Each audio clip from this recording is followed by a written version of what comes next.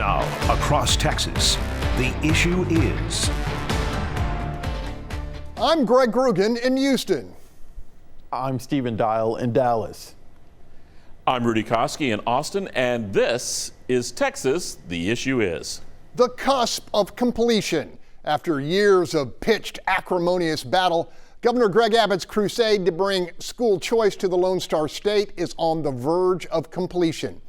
I spoke with the three-term Republican about the ramifications of privatizing at least part of public ed, the president's tariffs, bond reform, and the legislative effort to ban THC in Texas. Governor Greg Abbott, you are consistently the most trusted political leader in Texas. Now, that said, how can you quell the doubts of naysayers who fear that school choice will hurt public education? So we do it with the facts. The facts are these, and that is we are going to ensure that we're going to pass school choice so parents can choose the school best for their child, while at the very same time ensure that public schools are receiving record funding. We will be providing per pupil funding that is at an all-time high, teacher pay raises that will be at an all-time high. But know this also, and that is if you look at where school choice has been applied in other states in the United States, you see those states have excellent and large school choice programs while also ranking the highest in the United States for public education. The fact of the matter is that school choice creates competition among all schools, ensuring a better education for all students. Governor, I don't have to tell you, Texas is home to the nation's biggest seaport and the nation's biggest inland port in Laredo. That said, are you concerned about the Trump tariffs' impact on the eighth biggest economy in the world, Texas? So we haven't seen any impact so far. And the fact of the matter is we maintain great relations with both Canada and Mexico, our two largest trading partners, and we look forward to continuing that. The fact of the matter is what's going on is a level of the playing field across the entire world, with the United States making sure that other countries are not going to be imposing tariffs on the United States without equal treatment. And so I think in the end, what the president is doing is exactly what he campaigned upon. And it'll take a while for all the details to be worked out. But I think in the end, it should be good for the country and good for Texas. As a former Texas Attorney General and our top cop in the state, I think this is a good question for you. Should we ban THC sales or try to better regulate them?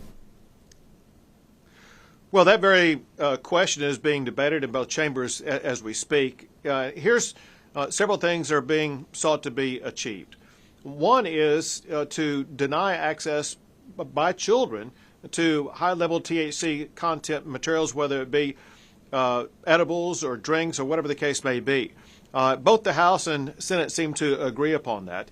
And as it concerns other avenues for adults, there's a difference between the House and Senate that I think will get worked out before the end of the session. Governor, bond reform is one of your top priorities. Democrats don't want Texans to vote on that issue. What's your message to them to try to persuade them that Texans should have the right to determine whether judges should have this power? Well, so you'll know the reason why Texans have to vote on it is because bail is in the Constitution itself, and what we're seeking to do is to amend the Constitution. We want to change it so that dangerous criminals like murderers are not let back out on the street to commit other murders. There are hundreds of people in Texas who were killed by a murderer who'd been previously arrested for murder, let out on bail, only to murder again. That must stop, and we must reform our bail system so that judges are not releasing these dangerous criminals back out onto the streets. Okay, guys, given that we've all sat down multiple times with the governor over the years, you'll understand my one-word description, which is measured. Stephen, how about you? I think my word is anticipation. Okay. Rudy, lay it on me, brother. Well, Greg, I'm going to go into the old medicine cabinet for my word, and that word is castor oil. Ooh, okay. All right, then, hang with us. The Fox Texas Trio set to unwind our governor's claims and contentions on the other side of this break. Welcome back. The Fox Texas Trio set to unpack the positions taken by Governor Greg Abbott. Stephen, on the issue of choice, Abbott made much of the carrot in this formula, a roughly $400 increase in the per pupil allotment for public schools. I'm hearing a lot of grumbling here in Houston that it's not enough to soothe years of what many consider funding starvation. What are you hearing up there? Well, of course, anyone who is at the table, they're going to want more money, right? That's just a typical reaction. A lot to unpack here, regardless of what some may think, a form of a voucher plan is going to pass in Texas this year. That's a reality. And so the real question is, will the public school system in Texas get that other end of the promise that Governor Abbott and Republicans have been making as far as increasing teacher pay, increasing public school funding, and now the component of increasing security funding as well. And so I believe that both sides are going to accomplish that, but the public school side is going to come out probably on the weak end of it because, and I know you will talk to our friend Rudy Koski about it, did they give up too much to get to this point? All right, Rudy, clearly Democrats in the public school lobby walked away from a significantly better deal 2 years ago when they decided to torpedo a more modest voucher plan. You sensing any regret up there? Greg, in talking with House Democrat leaders here in the Austin area now that the session's back underway, there's no looking back. Some even consider the meltdown last session was a victory politically. I think that assessment is a bit premature. The big question right now for me, and there's several, but in what pecking order in the agenda comes first? Does school choice bills comes first, or does the school funding bill comes first? Which one gets held up? Which one is going to be the pawn? Which one is kind of like going to be held hostage? Are we going to see a repeat from what we saw last session? Certainly hope not. The lack of school funding plan and a teacher pay hike did give those school choice opponents something to campaign on the past year. Now with this new school choice plan, tightly linked to the new school funding package, both sides of the debate continue to serve up a lot of hard to swallow political medicine, like castor oil, my word for the interview. We are promised things certainly will get better, just got to get it down, right? Will it get better? I think the answer to that will come next year. For Republicans, it's how parents react when they realize school choice isn't truly universal as being pitched. For Democrats, it will be, will teachers be satisfied with the extra pay, the extra reforms, things like limiting cell phones? I'm not sure who's going to be the Mary Poppins in all this. It's going to take a lot of sugar to get this medicine down. Greg? All right, Stephen. What did you make of the governor's comments on the proposed THC ban? Because it sounded to me like he's still on the sidelines and not throwing his weight behind Lieutenant Governor Patrick's campaign to crush the over-the-counter industry. Yeah, I think his attempt was not to make any waves in your interview there. I think he is, like you mentioned, just kind of staying on the sidelines because until school vouchers, in his word, education savings accounts get passed, I think, he'll make some bold statements on other topics after his priority is passed. Now, we all know that if this change goes through, a number of what were just CBD shops and smoke shops that sold limited products will probably go bankrupt and close because of this. Not saying there's any sympathy for them from lawmakers, but that's just the reality. I think Governor Abbott will make a bolder statement once vouchers are dealt with. All right, Rudy, the governor was much more forceful on the issue of bond reform and allowing Texans to give judges more discretion granting bail. Democrats continue to have the numbers in the House to block the constitutional amendment, and it may be their only chance for a symbolic win. My question, will they take it and the soft on crime label that goes with it? Do they really want that win? This is an opportunity for Democrats to show they learned the lesson from that November beatdown that they had. Instead of blocking bond reform, they can claim a win, protect due process at the same time, but show that they stand with crime victims like the mom of Jocelyn Nagari, who was murdered last year in Houston. But the new state party chair for the Democrats, he's been very quiet on this issue, which is not a good sign. It's clear, though, doubling down on unpopular 80-20 issues is a bad political strategy. All right, it was the biggest political news in Texas this week. Ken Paxton, Texas Attorney General, jumping into the U.S. Senate race to challenge senior Senator John Cornyn, shaping up to be a messy and expensive race. It's time we have another great senator that will actually stand up and fight for Republican values. Ken Paxton ended months of speculation Tuesday night, setting up a showdown with longtime Senator John Cornyn. How bitter do you see this campaign being? I think inevitably this is going to be a very bitter campaign because the themes that the two candidates will sound are going to be pretty nasty. We're going to see Paxton saying that John Cornyn has done a bad job, has betrayed conservative values. We're going to see John Cornyn saying that Paxton is corrupt, that Paxton is a self-aggrandizing media hound. Paxton gained national popularity for his frequent lawsuits against the Biden administration. Paxton is also a close ally of President Trump. Despite being impeached by the Texas House in 2023 for alleged abuse of power, Paxton became a political hero in some circles when he was acquitted by the Senate. Then last week, news broke that a federal corruption case against him was dropped near the end of the Biden administration. I do think that Ken Paxton will emphasize the similarities between his own case and Donald Trump's case. He'll say, look at Trump. They tried to impeach him twice. They came after him with lawfare, and he survived and triumphed. I did the same thing. They came after me with impeachment. They came after me with lawsuits. I survived and triumphed. Paxton has already launched an attack ad against Cornyn, accusing the senator of going against President Trump before the 2024 election. Cornyn talked about that when I interviewed him last week. I would say President Trump was right and I was wrong. Tuesday night, the Cornyn campaign made it clear that the senator will go after Paxton's credibility. This is what Senator Cornyn told reporters the day after the Paxton announcement on Capitol Hill. Mr. Paxton has a checkered background.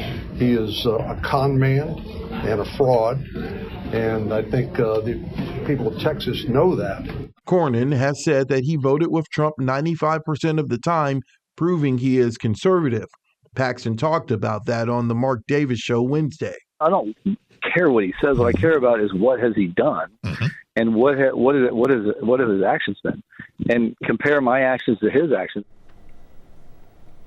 Now, during that interview, Ken Paxton also told Mark Davis, which is a radio show here in Dallas, he said that he's not worried about a Trump endorsement, guys. He said that Trump typically doesn't endorse this early, but said if and when the president does endorse, it'll be, quote, a death nail to the Cornyn campaign. Greg, it was rumors and kind of expected that Ken Paxton would jump into this race. What was your instant reaction?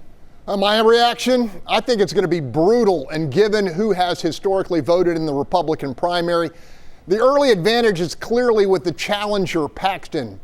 I remain mystified by the blanket pardon so-called grassroots Republicans give this guy. The cheating on his wife, the alleged bribe taking, the shady financial dealings, the influence peddling, and for conservatives here in Houston, a flat betrayal in the AG's yet-to-be-explained dismissal of corruption charges against a trio of Judge Lena Hidalgo's top lieutenants. With many in the GOP base, none of it sticks to Teflon Ken.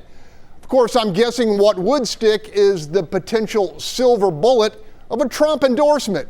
If Cornyn gets it, game on for the incumbent. If Paxton gets it, game likely over for the incumbent. Look, I am going to watch this very closely. I think it's going to depend a lot on who President Trump gets behind.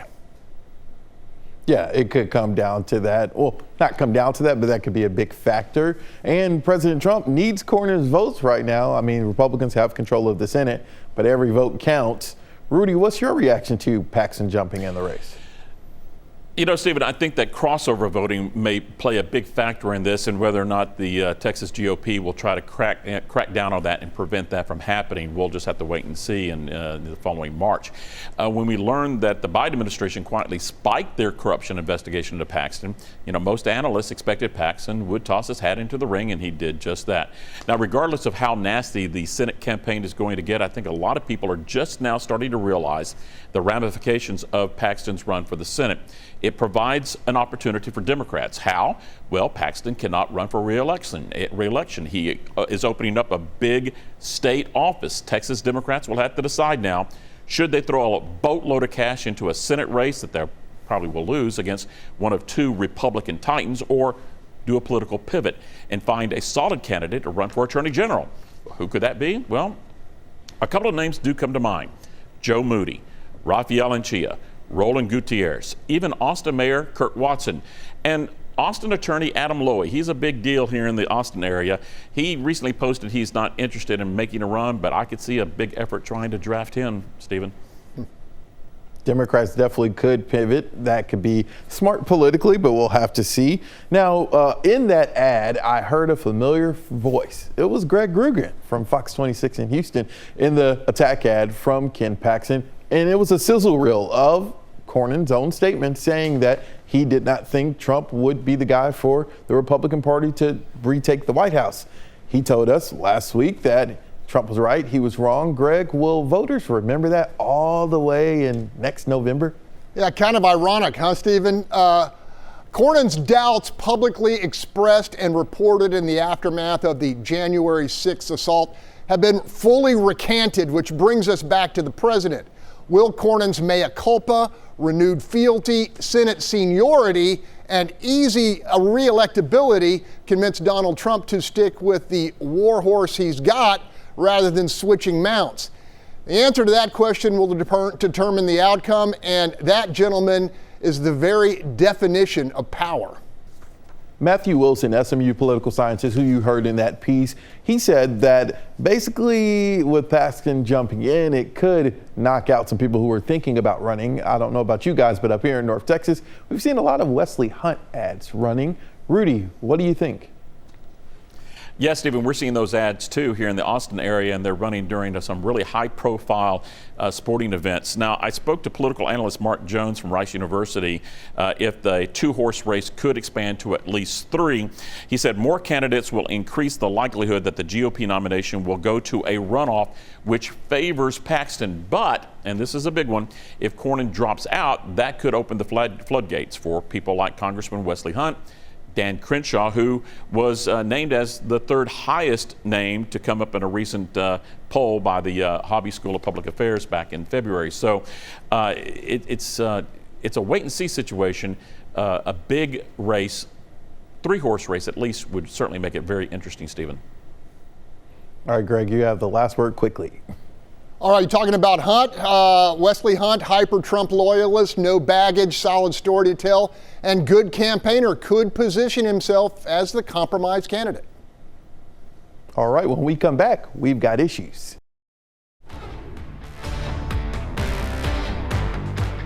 All right, welcome back. This is the part where we talk about our issues that go beyond sometimes political issues. And the issue that I have is this new phenomenon that's popping up all over the place, pickleball.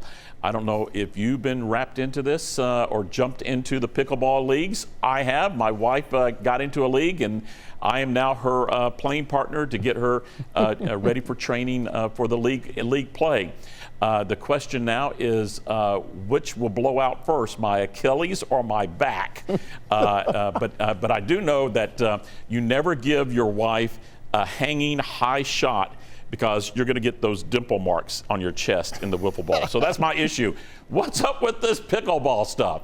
Greg, what's your issue? Okay, under the issue of transparency, when you throw it to the sidelines, you end up looking like you've got something to hide. And that's what happened in the House Education Committee when, on a key final vote, they cut the live stream. Not a good move. Also, note to Representative Brian Harrison, take a class in counting votes. When you try to oust the speaker and lose 140-something to 2, you didn't do your homework. That's true. That's Stephen, true. what's My your issue issues? is off topic. My issue's off topic. I'm going to bring it up. Man, that national championship game, I just would have wished Houston at least got a shot up, get a shot off. He could have missed a shot. To get a shot off. Yeah. It was as a Georgia boy, I don't like any success from anything at the University of Florida. So I was cheering for the Cougs. I know everyone on here was cheering for the Cougs. Did not happen, but that was my issue. Well, that's all the time we have. To see this episode or any of our past ones, go to our station's YouTube channel. And keep the discussion going by visiting all our social media sites. And you're not getting rid of us. We'll be back next week with more hot political topics. In the meantime, be sure and let us know what you think the issue is.